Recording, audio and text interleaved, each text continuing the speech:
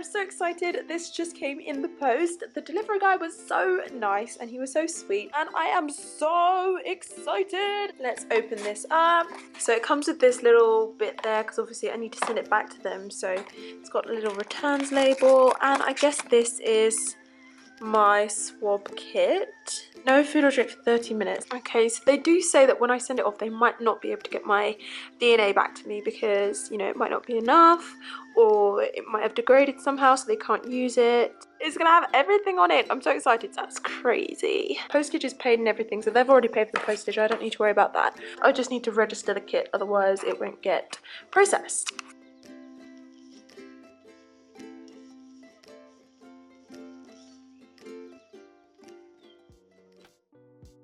I've got the test results right here and I'm so excited. I literally haven't looked at it yet, so you guys are going to get my pure first reactions. Here we go. I'm so excited. So the first thing that I see when I look at the page is that I am 45% West African. I always knew that I was around about 50-50 because my dad is Nigerian, and I mentioned that in my mixed culture tag and so many people said that that couldn't possibly be true because apparently my features looked more Northeast African rather than West African, but this pretty much confirms it. I am 45% West African. So I am 50%, a solid round 50% European. So that's my mama, and that comes from 13.5% British and Irish, 5% French and German, so 30% Northwestern European. My mum's family is all Scottish, and so I guess that's where it comes from, Northwestern European. I am 30% of that, and the rest of that 20% European comes up from a mix of other places in Europe. Then we come to my dad's side, so I'm 45% West African overall, Sub-Saharan African, West African, Central and South African, broadly Sub-Saharan African, but the majority of that is West African. This is really strange. It's a tiny percentage, a really tiny percentage, less than 1%, but I have East Asian and Native American. I don't know why, but I really feel happy about that because it just makes me feel more like a child of the world to have all of these vast mixes. I mean, it must be so tiny to have less than 1%. That is a really, really distant relative. I'm not about to claim to be Native American or anything like that. Don't worry about that. As far as I know, I'm mixed West African and British because those are the two main mixes. Less than 1%, that's not really going to come into it, but it's just really interesting to know. So they've traced an ancestor of mine back 40,000 years. So this is telling me that I share ancestors with Luke the Evangelist, Marie Antoinette, Napoleon, Prince Philip and Susan Sarandon. And I can't look at my paternal line because unfortunately only men can look at their paternal line. It's because it's on the Y chromosome. I don't have a Y chromosome because I'm female, so they can't check that part of my DNA. Neanderthal ancestry.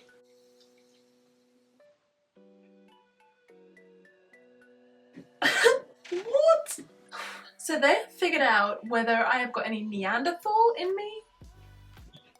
They said an estimated 2% of my DNA comes from Neanderthals. But it's less than the average 23andMe user. Average 23andMe user has 2.7% of their DNA made up from Neanderthals. And I've only got 2%, so I'm holding on to that fact.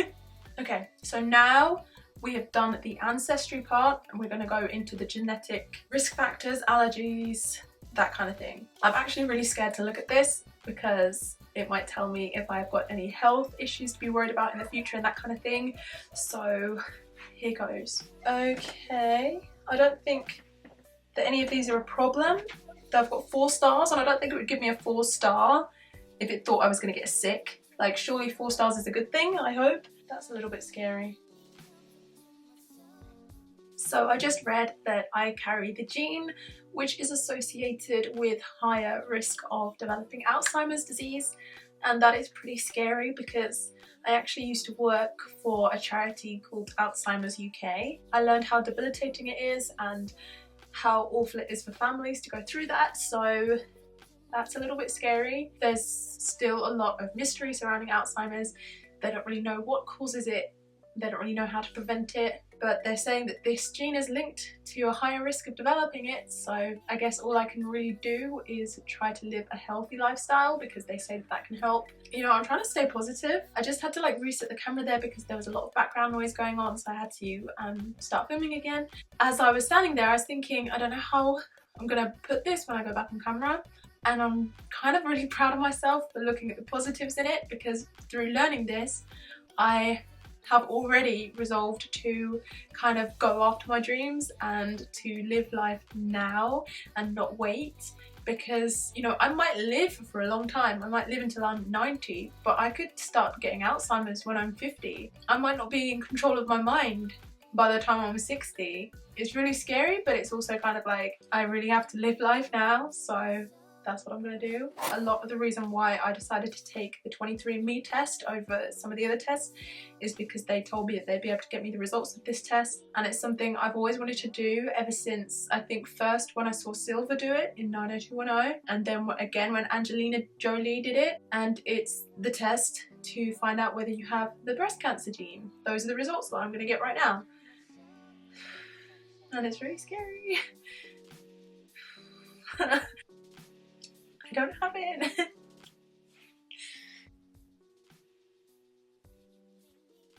I probably won't get breast cancer, so that's really good to know. And I think that that is something that all women worry about. There are things that men worry about, and there are things that women worry about. And as a woman, it's really scary, you know, to be told to be checking daily, and it's like a constant concern. This is going to help me to not feel quite so panicked. And it does say, just because I don't have those 3 mutations that are linked to breast cancer, doesn't mean that I'm completely out of the woods, but those are the 3 main ones. But that's pretty good news, so I'm happy with that. I'm happy that I took the test. Okay, there's one more locked one, and it's Parkinson's. And I don't know if you know Michael J. Fox. You should know Michael J. Fox.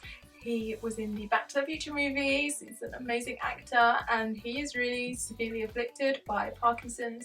And I remember I first learned about Parkinson's when I was like 10, and I was watching Holby City, and there was this doctor, this surgeon on Holby City, and I remember I liked him because he was really good looking, and he was really struggling because he was developing Parkinson's pretty young. I think he was about 30, and he was getting Parkinson's, and he couldn't hold the knives and the scalpels and everything steady, so he couldn't be a surgeon anymore, and he'd worked his whole life to become a surgeon, and he couldn't do it anymore because of Parkinson's. And I was really scared of that happening to me, so I'm gonna look at it. Lana does not have any of the variants associated with the Parkinson's disease reported by 23andMe. That's okay. Things happen in everybody's lives. Everybody is different. I wish that everybody could have a clean bill of health always, and that nobody would ever be affected by anything, but unfortunately it happens. I don't know why it happens, but it does. Sometimes there's things that you can do to prevent it, and sometimes there's things that they can do to help it, and sometimes there isn't. And I am just thankful that that I've made it this far, really.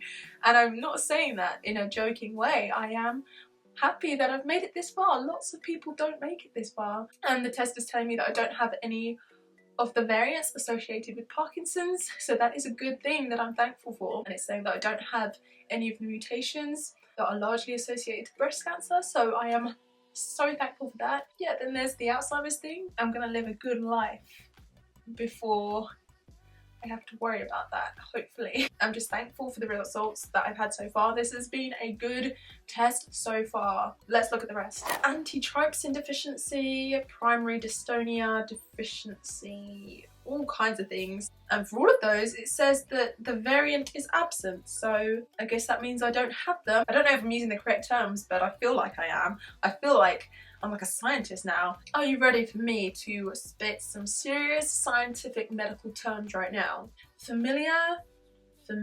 hypercholesterolemia. Okay, so this test literally covers everything. So we've done my ancestry, everything that I am at risk of developing in my genes, and now we are looking now we're looking at my drug response. Like, you know when you go to the doctor, like, I don't know, because a lot of my followers are American, and I don't know how your NHS, we don't have NHS, so they always ask you, are you allergic to anything? Like when they're prescribing you medicine, I always say, no, I don't think so. This test just told me that I am at rapid risk of something called proton pump inhibitor something, and at a really high risk of simvastatin-induced what is this? Excuse me? Ultra rapid or rapid. Everybody always told me that I had a fast metabolism. This right here is telling me I have got an ultra rapid metabolism. Is it bad that my first thought was I could eat so much? Okay, but this one is serious. I'm at a high risk of something. I'm at a high risk of simvastatin induced myopathy. Okay, I don't actually know what any of the other drugs were, but my response to all of them would have been typical. So 100% I'm showing this to my doctor. You know what? I thought I might be anemic because I get so sleepy. So I have one copy of the HBS variant. People with one copy of this variant typically do not have sickle cell anemia, but have sickle cell traits and can pass the trait to their children. In rare cases, people with sickle cell trait can experience health problems related to sickle cell anemia. Okay, so I don't have anemia. I just have the gene that I could pass on to my children. So sorry kid. Like, it can actually tell you traits about your body based on your DNA sample, so that's really strange. I do not flush when I've been drinking alcohol. I'm likely to taste bitter tastes. Muscle performance, I'm likely a sprinter. How weird is that? I used to run track in school. Well, I don't know where they got this piece of information from because they're telling me that I'm gonna have a typical breast size, not likely to have the small boobies. So I don't know, they must have mixed my test up with somebody because we're part of the itty bitty titty committee over here. Blonde hair, 10% chance. Slightly lower odds of preferring sweet foods. Yeah, I'm pretty sure they mixed my results up at this point because you not seen me on Twitter lately? It was just Easter and I have had all of the chocolate. All of the chocolate is now in me. There is a whole section of this test dedicated to my curl pattern. It says that my hair is more curlier than average. Duh! Thank you guys for watching. I really hope that you guys enjoyed the video. It was so fun seeing my results and I really hope that you guys enjoyed watching it and maybe you have been inspired to take a test for yourselves. I did actually do this test for free. They didn't approach me, I approached them. There were so many different companies that I could have spoken to, but I spoke to 23andMe because they looked like they had the best test and they did agree to send me a test for free. But this video is not sponsored, but obviously I know it is quite expensive, so only do the test if it's something that you really do feel like you want to do. This was really, really fun and I really hope that you guys liked the video and I'll see you next time. Bye!